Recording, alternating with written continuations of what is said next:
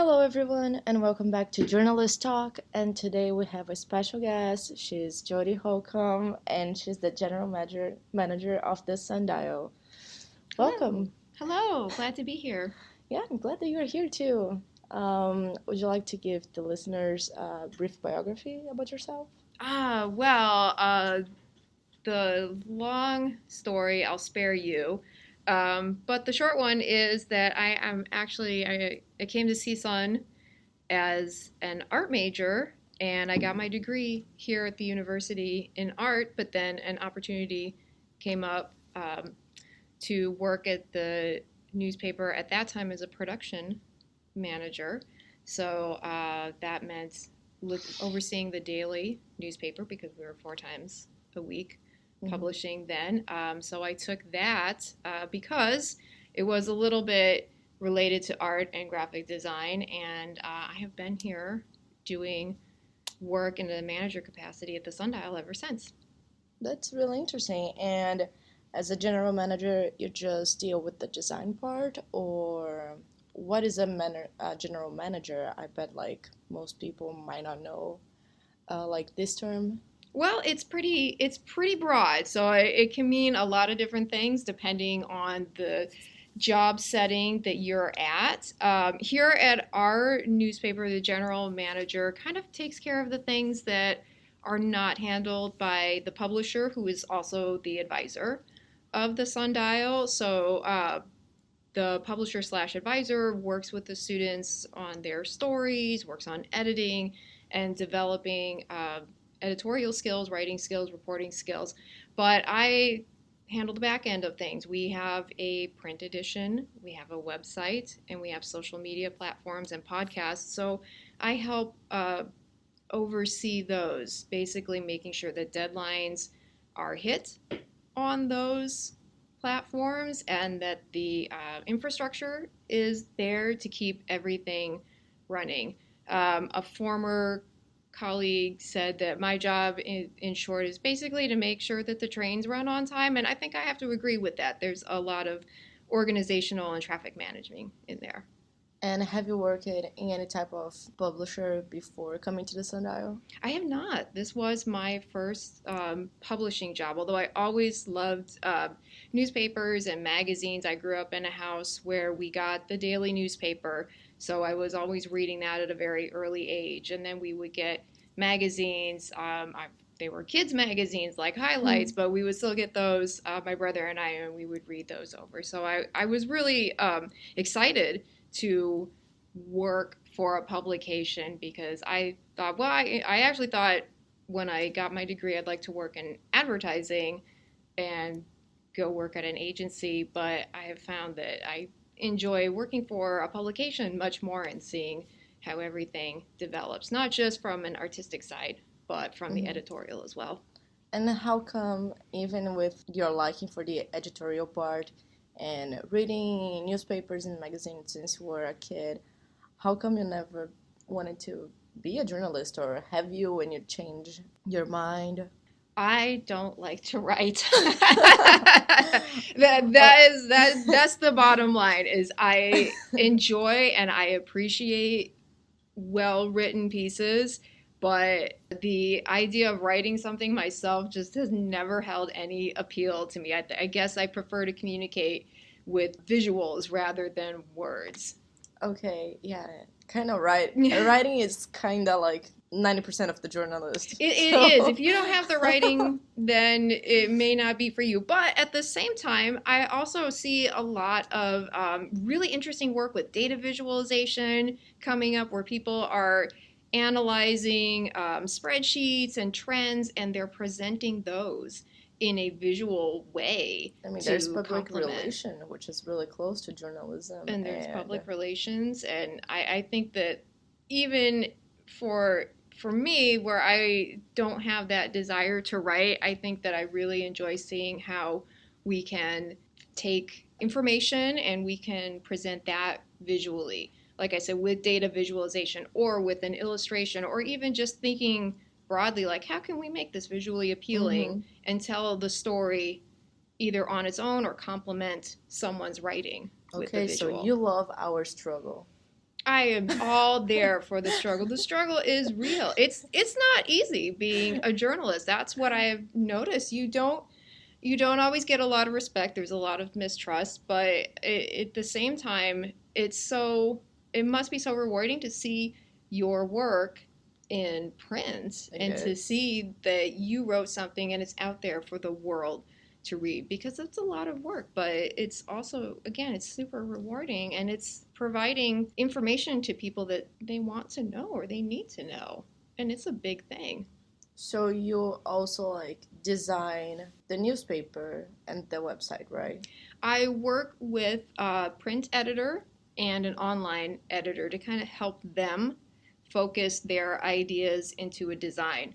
So I do training to get people up to speed. For the website, we use WordPress, so I will train people how to use WordPress and maybe how to do some basic HTML and CSS coding for the site to kind of amp up what's there. And then for the print version, we use Adobe InDesign and Photoshop and a little bit of Illustrator, and I will work with the students to help them learn how to use that. But also, if they don't come in with design skill or vision, then I'll help work with them to kind of focus what that might look like and to kind of help them get their own footing, because I could do it all myself, but I want any student that comes through here, I want them to leave knowing how to do that themselves. And if they don't feel like they know how to do it themselves, at least they have the vocabulary to talk to someone who will do it in a professional setting. Yeah, that's interesting. I mean, it's a lot of work to design like the cover and etc. So which strategies do you teach the students that are important when they are like starting to use the website or starting to plan the cover of a magazine? I always say that you should plan far in advance, especially for print. Print takes a little bit more time because there is a printing process involved, and online is very immediate. When you're done, you can just publish it up to the web. But I also encourage anyone who's going to start working a platform is to sketch out what you want and think about what you might want to see and get examples from the real world. Go to the websites, go to the newspapers and the magazines that you like to read and resonate with you. Why do they resonate? What makes this something that you return to and you keep reading over and over again? That might be the content, but there might also be some really good visuals that you respond to and you find are interesting. And think about how you might utilize that in your own design. I find that students a lot, they don't look sometimes at other examples. Maybe they feel like they're copying or that's kind of cheating, but it's not. It's inspiration. If you're doing an exact copy, yes, that's plagiarizing. Don't do that. But if you're looking at a website and you say, I really like the color scheme that they've used here, or I see that in every story they make sure to add this bullet point, they link somewhere else, and they include this factor, I would like to incorporate that. Those are not cheating. Those don't mean that you're a failure. They're just information gathering. So I think that that's very important too, is to come in and read and get inspiration. That's true. I had to work in a magazine in my second semester of college back in Brazil, and each student had to design its own magazine. It was like 20 pages. It's very hard if you don't plan something in advance because it's very detailed. There's like measurements. You have to put something more like, oh, I'm going to put this to the left and to the right. And by the end of the day, it goes like, I don't know how many different types and examples have you made to make that work. Yeah, absolutely. If you come in and you're just going to wing it from the beginning, you may not be as happy with the results as if you take a little bit of time to plan in advance. And I bet with a lot of different people designing their own section, you probably came in with a wide variety of different looks, which is not a bad thing. It may be kind of interesting. You turn the page and go, this is completely different from the last one. For us, and what I try to teach in here is to have a kind of a consistent look, not just from page to page, but maybe from issue to issue. They don't all have to look the same, but you kind of want to establish that. When I pick up the Sundial, I can expect this, this, and this. I will see this section and this feature and this type of article in the print magazine. And I go to the website, I will see this kind of story. I will be able to access this and always access this section and find out my sports scores and find out what's happening around campus, those sorts of things. What's the main thing that they have to put in every issue of the magazine? Well, for our magazine, which we have just started this year, so we are still working out some kinks on it, but we are trying to, for our magazine, develop a community-based theme for each issue.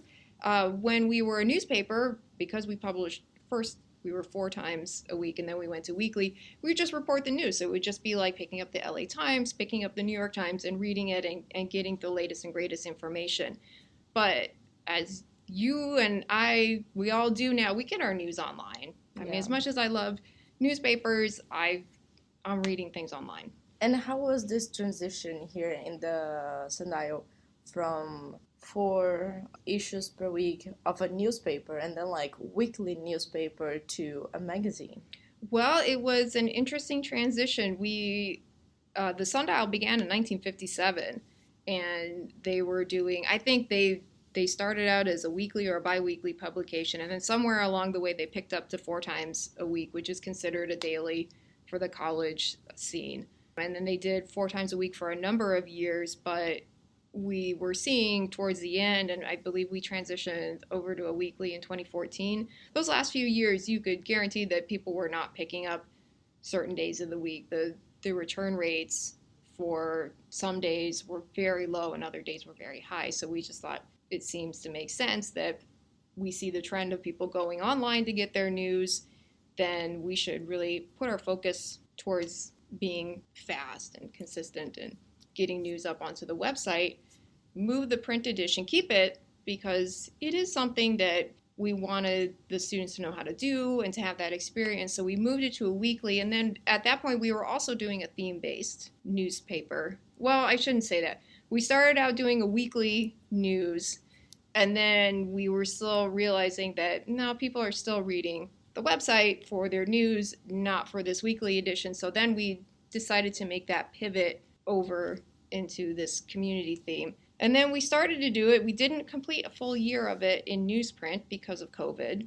And then we took that long break. When we started to think about coming back into class, we thought, well, are people going to read newspapers, period? Are they familiar with it? Does it make sense to do a magazine size if we are already doing these community-based themes? Does it make sense to keep them in newsprint or to bring them down into a magazine format where we could have like a really nice cover and then we could have some deeper dives and it could be longer?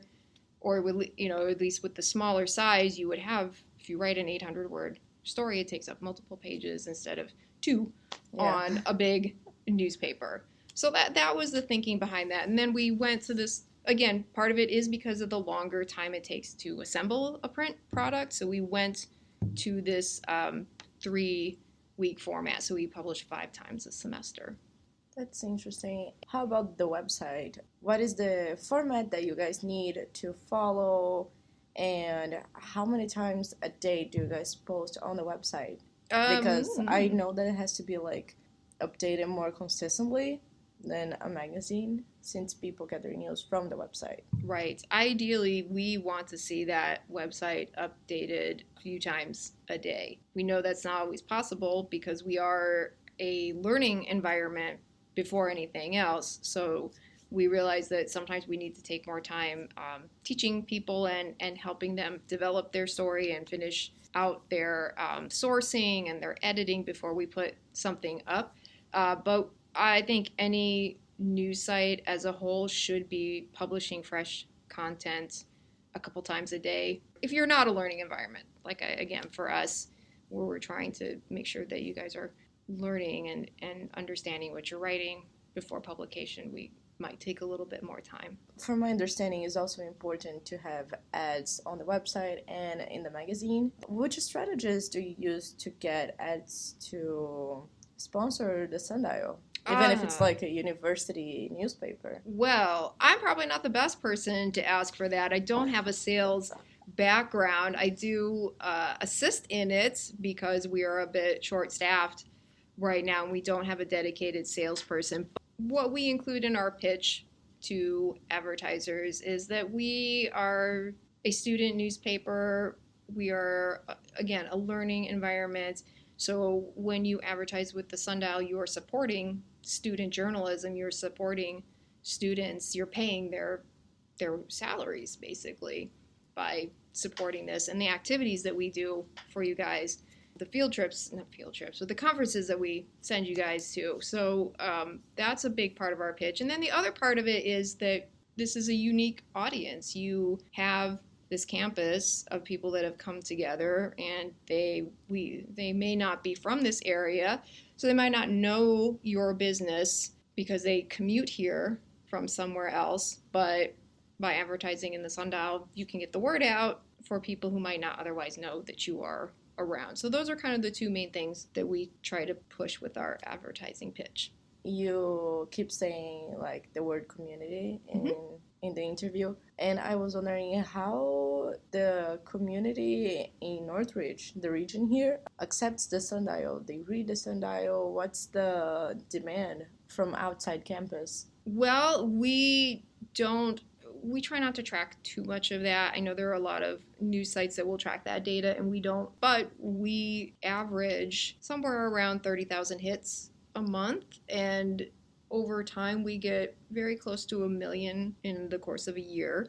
So I know that people are reading off campus. That is not going to be just campus readers. So I think for us, it's important that we have leveraged our social media to push out our story. So I think that there is readership that is on campus, but I think there's a decent readership off campus as well, because we do report on things in the area. We do report on things unique to Northridge. Do you guys also get any feedback from them, like those contact us pages in the website or through the social media even? We do. We will have people reach out and they will say, hey, this thing happened to me. Can I talk to you about it? Or they may, like, for example, right now we're in the mayoral race. So we have the mayoral candidates have been contacting us, like, will you interview us, or can we advertise with you, or what can we do to get a message out? Which is, if you are getting those kind of things, I think that's interesting, because that means that someone is reading your paper and feels like there is a readership there that they want to reach. Yeah, that's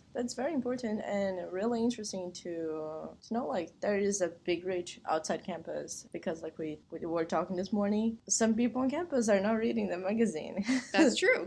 Sometimes we put in the stands and it just gets old. How would you motivate people that are listening us to keep up with the news? I would say being informed about what is going on in your community and the world around you leads to curiosity, and that curiosity can be rewarded by putting yourself in the shoes of others. I think being well-read leads to empathy and to understanding, but I also think it really enriches you as a person. I would encourage people to read things that they don't agree with, not just the things that interest them, but something you look at and go, I don't know about that, but read it through. See for yourself rather than just not. We certainly get a lot of people who go, how could you write about this or that? Well, it's because this or that exists and we need to write about it. It is there.